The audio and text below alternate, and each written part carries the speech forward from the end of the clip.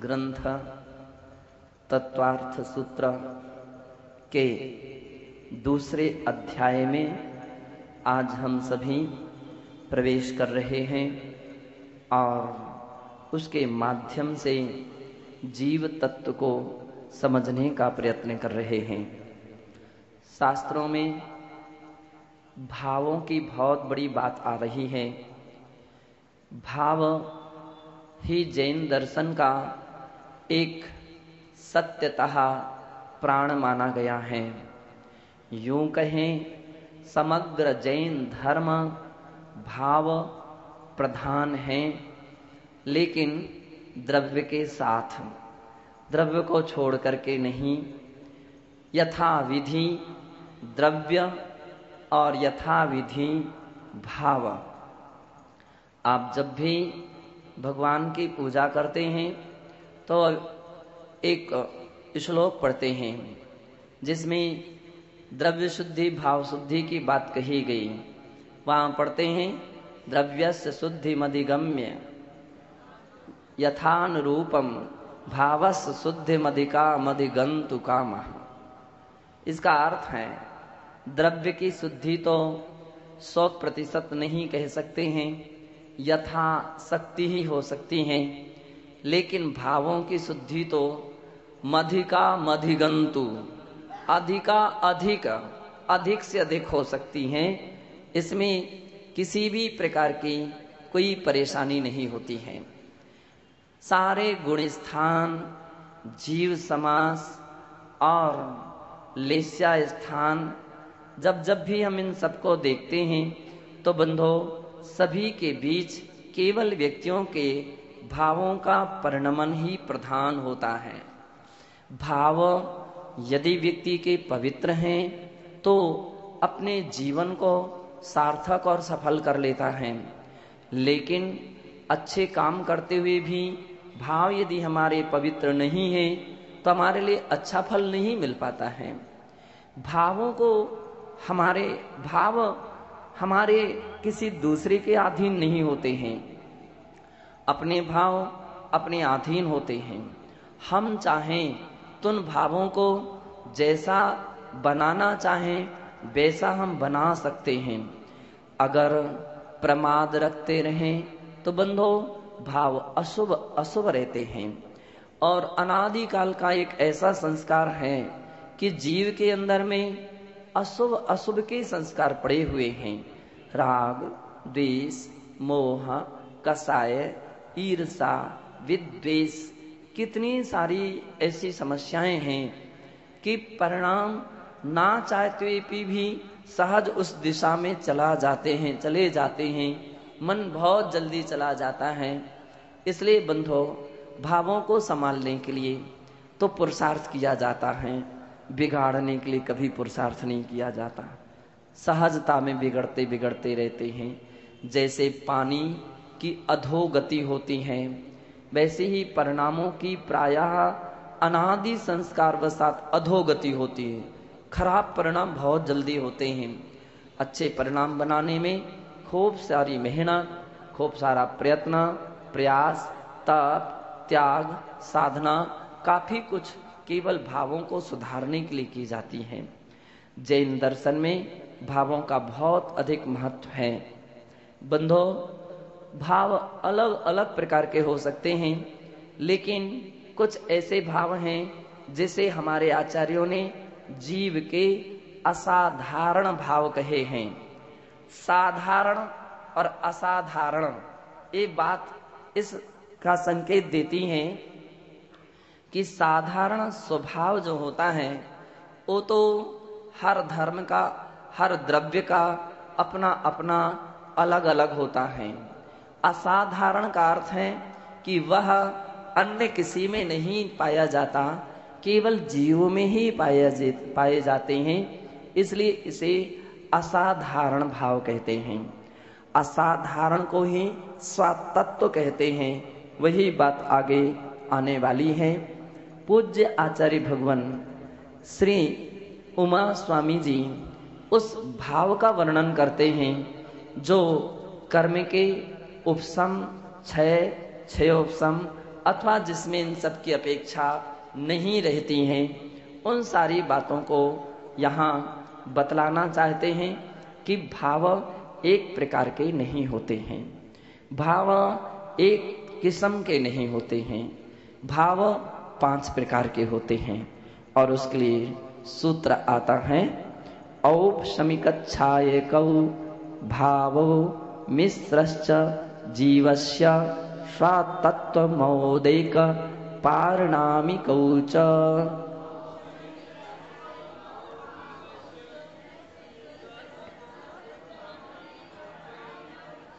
सभी के पास पुस्तकें हैं, इसलिए सूत्र के उच्चारण तो सभी लोग देख करके कर सकते हैं। और बिल्कुल हम लोग, हमारे पास जानकारी आ गई, महाराज धीरे धीरे उच्चारण कीजिए, हम धीरे धीरे उच्चारण करेंगे। लेकिन उच्चारण आपको भी करना चाहिए। एक बार उच्चारण कर लो, अपने मन को, अपने जिह्वा को और समय का सदुपयोग कर लीजिए। एक बार फिर से, पुस्तक सभी के पास है और उस पुस्तक का नाम अपना विमल नित्य पाठावली की सूत्रावली, जिसमें है औपशमिकच्छायकौ भावो मिश्रश्च जीवस्य स्वातत्वमौदैक पारिणामिकौ च। बहुत सही। इस प्रकार से ये 5 प्रकार के भाव होते हैं। औपशमिक, छा एक, मिश्र का दूसरा अर्थ है छायोपशमिक, और औदिक तथा पारिणामिक। ए जीवस्य, जीव के, स्वातत्व अर्थात अपने सहज भाव माने गए हैं। तो निज भाव हैं, जीव को छोड़ करके अन्य द्रव्यों में भाव नहीं पाए जाते हैं, इसलिए इसे स्वातत्व कहा है। औदिक का अर्थ है, बहुत सरल परिभाषा है, कर्मों के उदय से जो भाव होते हैं वो औदिक भाव कहलाते हैं। कर्मों के क्षय से जो भाव होते हैं वे छायक भाव कहलाते हैं। कर्मों के क्षयोपशम से जो भाव होते हैं उसका नाम छायोपशमिक है। और जिसमें कर्मों के उपशम से जो भाव होते हैं वो औपशमिक है। और जिसमें कर्मों का न उदय, न उपशम, न क्षय, न क्षयोपशम, कुछ भी नहीं होता है, उसका नाम पारिणामिक भाव है। हम इसके लिए समझने के लिए बहुत अच्छा एक उदाहरण अपन पेश कर सकते हैं। एक टेबल पर कांच के 5 गिलास रख दिए जाएं। कांच के 5 गिलास में एक ऐसा गिलास है जिसमें पानी तो भरा हुआ है, लेकिन इतना मिट्टी से गंदा पानी है, उसमें बहुत सारी मिट्टी उसमें भरी हुई है, मिट्टी से मेला पानी है। अब जो मेला पानी है उसका अर्थ है कचरा उसमें फैल रहा है, मिट्टी फैल रही है, और मिट्टी से संयुक्त वो पानी है, इसलिए उसके लिए हम औदिक भाव के रूप में देखते हैं। कर्मों के उदय से जो व्यक्ति के परिणामों में तरकमता होती है उसका नाम है औदिक भाव। और दूसरा गिलास भी उसी प्रकार से गंदे पानी से भरा था, लेकिन किसी समझदार व्यक्ति ने उसके अंदर में फिटकरी डाल दी है, और फिटकरी डाल देने से निर्मली एक फल भी होता है, उसके डाल देने से कचड़ा कचड़ा धीरे धीरे नीचे जम जाता है, ऊपर पानी निर्मल निर्मल रह जाता है। बंधो, उपशम का अर्थ है कर्मों का नीचे बैठ जाना, कचड़े की तरह दब जाना। अभाव तो नहीं हुआ है तो सही, लेकिन वो बैठा हुआ कचड़ा है। लेकिन ऊपर का पानी उसी प्रकार से निर्मल है जैसे वह पहले, जैसे कि एकदम जल निर्मल पानी वाला रहता है, वैसा का वैसा ही है। बंधो, ये औपसमिक भाव का एक उदाहरण है कि कर्म का सत्ता में तो कर्म रहते हैं, उदय में अभी नहीं है, उपसम है उनका। ऐसा कचड़ा की तरह बैठे हुए हैं, थोड़ा सा ही कुछ अवसर पाएंगे, गिलास हले कि वो पानी फिर गंदा हो सकता है। इसी प्रकार से थोड़ा सा भी कोई निमित्त कारण बने तो व्यक्ति के वे कर्म उदय में आ जाते हैं। तो ये औपसमिक भाव हैं। तीसरा भाव जो है वो मिश्र भाव है कि जिसमें निर्मली या फिटकरी तो डाली गई है जिस गंदे पानी में, लेकिन पूर्णतः भी कचरा समाप्त नहीं हो पाया है। मोटा मोटा कचरा तो नीचे बैठ गया है, लेकिन बारीक बारीक अभी कचरा फैला हुआ है। सिद्धांत की भाषा में यूं कहा जाता है कि जहां सर्वघाती स्पर्धकों का उदयाभावी क्षय हो जाता है और उन्हीं का सदवस्था रूप उपशम हो जाता है और देश प्रकृतियों का उदय होता है, उस वक्त जो अवस्था व्यक्ति के भावों की होती हैं उसका नाम छायोपसमिक भाव है। ऐसे ही वह आधा कचरा नीचे बैठा है, आधा नहीं बैठा है, बड़ा बड़ा कचरा बैठ गया है, बारीक नहीं बैठा है। ये तीसरा उदाहरण उस गिलास का है। चौथा गिलास जो है वह एक ऐसा गिलास है कि जिसके लिए बंधो जो उपशम जैसी अवस्था थी उसके पानी को आराम से दूसरे बर्तन में ले लिया जाए और कचरा कचरा फेंक दिया जाए। अब आस्ते से वो पानी नितरा लिया गया है, धीरे से निकाल लिया गया है, तो वो पानी स्वच्छ रहता है। फिर जो कचरा जिसमें से निकाल करके फेंक ही दिया गया है, अब इस पानी को कितना भी हला दिया जाए, कुछ भी किया जाए, वो कभी गंदा नहीं हो सकता है। जिन महापुरुषों ने कर्मों का पूर्ण रूपेण क्षय कर दिया है, पूर्ण रूपेण कर्मों का भाव कर दिया है, कर्मों को जला दिया है, अब वो जले हुए कर्म आत्मा में कोई भी अपना असर नहीं डाल पाते हैं, कोई भी अपना प्रभाव नहीं डाल पाते हैं। इसलिए बंधो वे छायक भाव कहलाते हैं। और एक ऐसा गिलास है जिसमें कचड़े का कोई संबंध ही नहीं था, ना उदय है ना उपशम है, न क्षय है न क्षयोपशम है, भरा हुआ पानी रखा हुआ है। इस प्रकार से 5 प्रकार के जीव के स्वातत्व भाव हुआ करते हैं। ये 5 इसके मूल भेद हैं। यदि इनके उत्तर भेद देखें तो जीव के 53 भाव हो जाते हैं। कितने हो जाते हैं? 53 भाव हो जाते हैं। वह कैसे, कौन कौन से भावों के कितने कितने भेद हो जाते हैं, तो इसके लिए अगला सूत्र है द्विनवाष्टा दशैक विंशति त्रिभेदा यथा क्रमम। अर्थात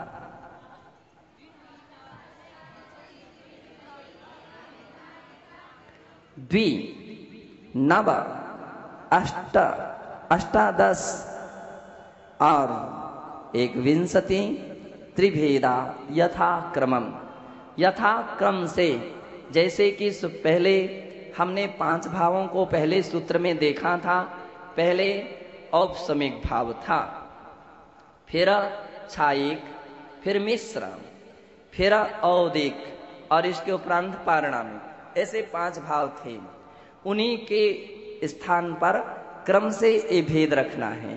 पहले के नीचे 2 लिख देना है, दूसरे के नीचे 9 लिख देना है, तीसरे के नीचे 18, चौथे के नीचे 21 और 5वें के नीचे 3। तो आपके लिए आसान हो गया समझना। यदि आप अपनी कॉपी में लिखें तो पहले 5 भाव लिख लें और उसके बाद फिर क्रम से संख्या लिख लें, तो बहुत आपके लिए समझना आसान हो जाएगा और सीधा अर्थ निकलेगा कि औपसमिक भाव के कितने भेद होते हैं? 2 भेद होते हैं। औपसमिक भाव के 2 भेद होते हैं, वो आगे आने वाला है, इसलिए हम नाम गिनाएंगे बाद में। और दूसरा भेद छायक था, छायक के नीचे 9 लिखे हैं, तो छायक के कितने भेद हो गए? 9 भेद हो गए। तीसरा भेद मिश्र अथवा क्षयोपसम था, और क्षयोपसम के नीचे 18 लिखे हैं, तो छायोपसमिक भाव के कितने भेद हो गए? 18। और इसके बाद औदिक भाव था, चौथे स्थान पर लिखा था, उसके नीचे हमने 21 लिख दिए थे, तो सीधा अर्थ हो गया औदिक भाव के 21 भेद होते हैं। और 5वें स्थान पर पारणामिक था, तो पारणामिक के नीचे हमने 3 लिख दिए थे, तो पारणामिक भाव के 3 भेद होते हैं। और अब यदि हम ऐसा टोटल कर लें कि 2 और 9 11 हो गए, 11 और 18 29 हो गए, और 29 में 21 भाव और जोड़ दिए तो 50 हो गए, और 3 और जोड़ देंगे तो 53 हो गए। अब आसान से हमको समझ में आ गया कि 53 भाव किस प्रकार से होते हैं। फिर एक प्रश्न खड़ा होता है कि आपने औपसमिक भाव के 2 भेद तो गिनाए हैं, लेकिन वे कौन से हैं? तो सूत्र है सम्यक्त्व चारित्र्ये। औपसमिक भाव के 2 भेद हैं, तो औपसमिक शब्द सभी के साथ जोड़ना है। औपसमिक सम्यक्त्व और औपसमिक चारित्र। 7 प्रकृतियों के अथवा 5 प्रकृतियों के उपसम से जो सम्यक दर्शन होता है उसे औपसमिक सम्यक दर्शन कहते हैं, तथा 21 चारित्र मोहिनी कर्म की जो प्रकृतियां हैं उनके उपसम से जो चारित्र होता है उसे औपसमिक चारित्र कहते हैं। इस प्रकार से औपसमिक भाव के 2 भेद हुए। छायक भाव के 9 भेद होते हैं, वे इस प्रकार से हैं ज्ञान दर्शन दान लाभ भोगोपभोग वीर्याणि च। दान, ज्ञान, इन सब के आगे छायक शब्द को भी ध्यान रखना है, क्योंकि छायक के भेद हैं। सूत्र तो एक देश होता है, लेकिन उसकी व्याख्या पूर्ण रूपेण की जाती है। तो जब कहीं ज्ञान बात आई, छायक भाव का भेद ज्ञान है, तो पूरा शब्द क्या हो जाएगा? छायक ज्ञान। छायक ज्ञान कहो या केवल ज्ञान कहो, दोनों का अर्थ एक है। इसी प्रकार से छायक दर्शन कहो या केवल दर्शन कहो, दोनों का अर्थ एक है। और छायक दान, छायक लाभ, छायक भोग, छायक उपभोग, छायक वीर्य, ये 9 ये तो हुए 7। ये कितने हुए? 7। और छायक भाव कितने प्रकार के हैं? 9। अब प्रश्न है कि यहां तो 7 गिनाए हैं, तो सूत्र अधूरा है क्या?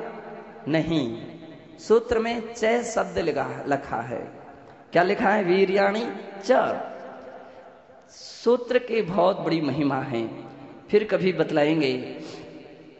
तो 6 शब्द से आगे के जो 2 भाव गिनाए गए थे उनको भी छायक रूप में भी होते हैं, इसलिए छायक सम्यक्त्व और छायक चारित्र इनको भी अंगीकार कर लेंगे तो पूर्ण रूपेण 9 भेद हो जाएंगे।